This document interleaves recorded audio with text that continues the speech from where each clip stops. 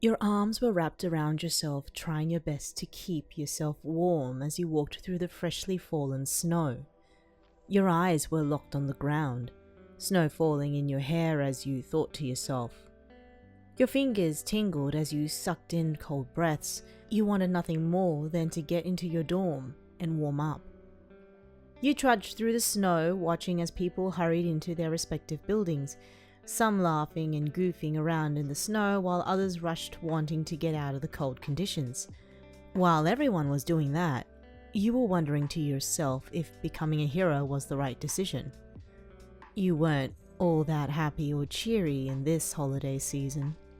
When you first became a hero, you were ready for anything, to face any danger that came your way and show off your quirk, but as time progressed, you realized it was hard. There were people that had better quirks and were stronger than you, possessing all they needed to become a great hero, and, well, you just couldn't see yourself completing.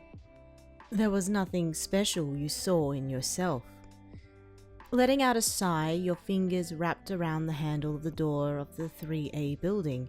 You pulled gently, feeling the warm air wafted over your face, making you shiver.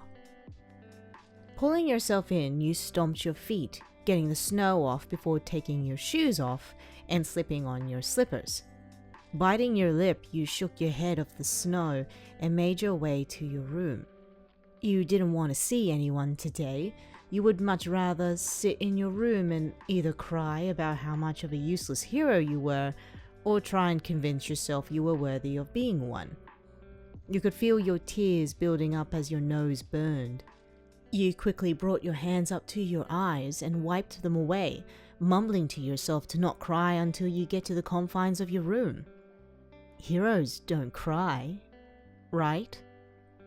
Rushing to your room, you slammed the door shut and let out your first sob. You never thought being a hero would be this tough. You wanted to be strong and keep it to yourself, but the feelings you felt were overwhelming. You wanted to save the world and take away all the bad, and yet there was no physical way you could do that. You wanted to be the hero people needed, even if that meant neglecting yourself. No heroes cried. They didn't, so you couldn't.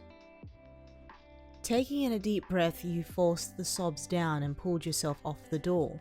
You threw your belongings on the bed before changing into comfortable clothing. The heat heated up your skin as you tucked yourself under your blankets. You would rather fall asleep than face the reality of your thoughts. Quickly placing your phone on silent, you rolled around in the bed and looked at the wall. The light shone brightly behind you. You didn't know if you wanted to fall asleep or not.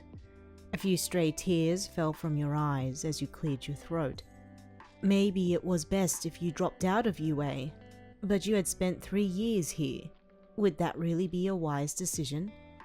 You didn't know how much time had passed since you were laying there thinking about all the things you did to achieve your place at the top school amongst some of the best hero candidates. A light knock at the door startled you, making you jump.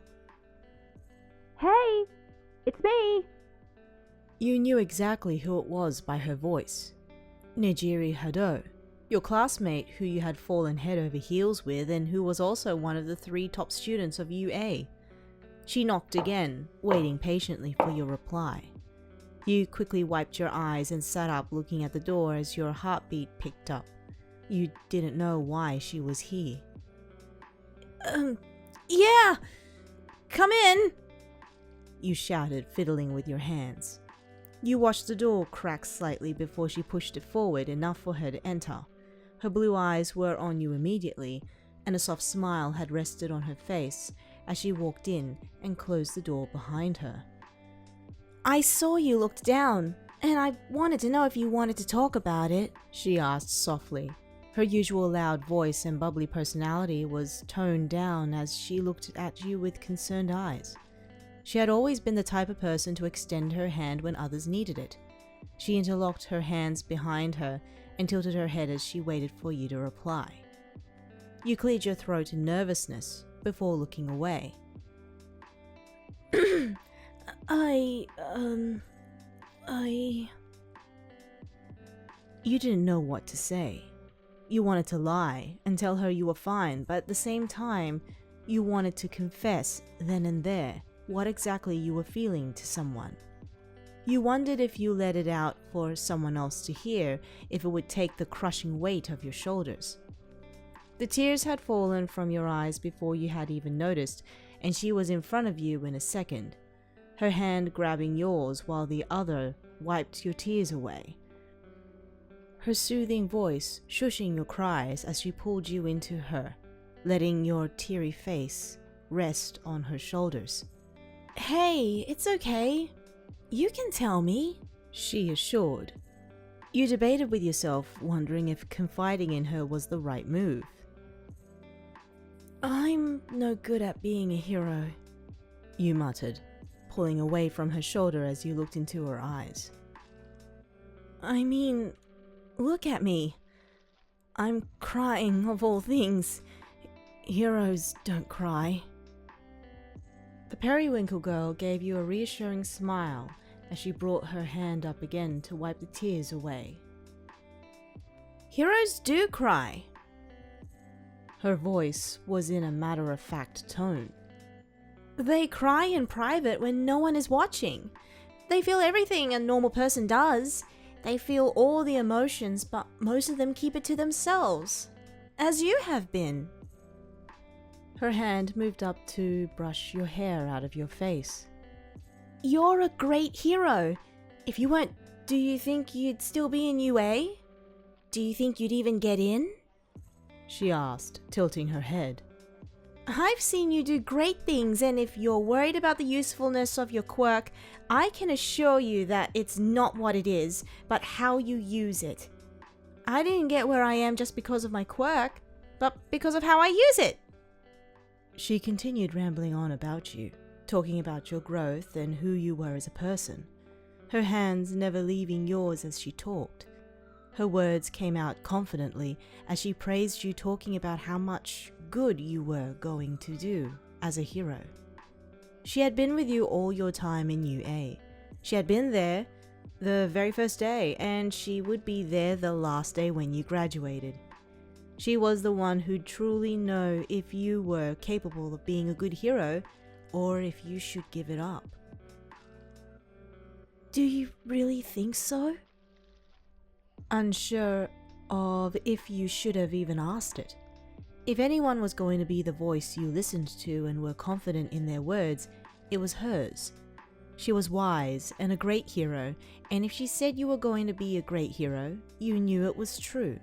She was never one to lie. She had no reason to. She gave you a big smile as she shook her head furiously. I know you will be. Do you remember the people you've saved? Do you remember their faces of gratitude? Every day. They wouldn't be here without you, she said. The words shook you to the core. She was right. Without you, those people wouldn't have been alive, or they would have been seriously hurt. Without the quirk you possessed, you couldn't have been able to help them either. See? I told you. You felt better. Extremely better. Your eyes glanced down to see her rubbing her thumbs soothingly over your hand in a comforting way. You let out a shaky breath. Thank you. It was simple, but it's all you could say. There were no amount of words that could express just how thankful you really were. Now that you're feeling better in the sense of being a great hero, she teased, letting go of your hands. You missed the warmth of her hands in yours the second she pulled away. I was also wondering if you wanted to go on a date with me. I've been meaning to ask you for days now. She laughed as she pulled out a beautiful flower that you hadn't even seen hiding in her hair. You had no idea she could hide things in there. Your eyes were wide as you let out a nervous laugh. You decide to ask me when I look like this? You asked, gesturing to yourself. You were trying your best to joke, even though your nerves were jumping all over the place as butterflies erupted in your stomach. Grabbing the flower from her hand, You watched as she closed her eyes and smiled brightly. You look beautiful. You always do.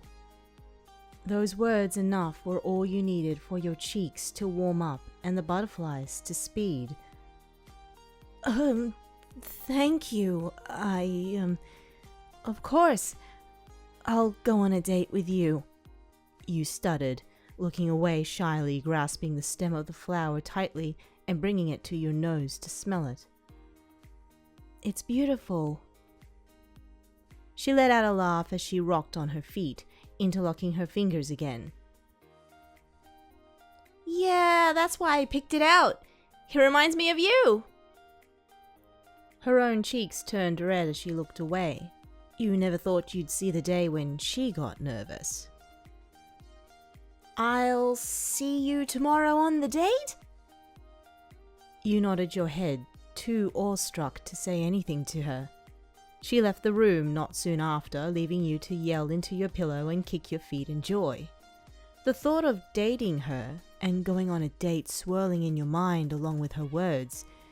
She saw you as a good hero and someone worthy enough to go on a date with.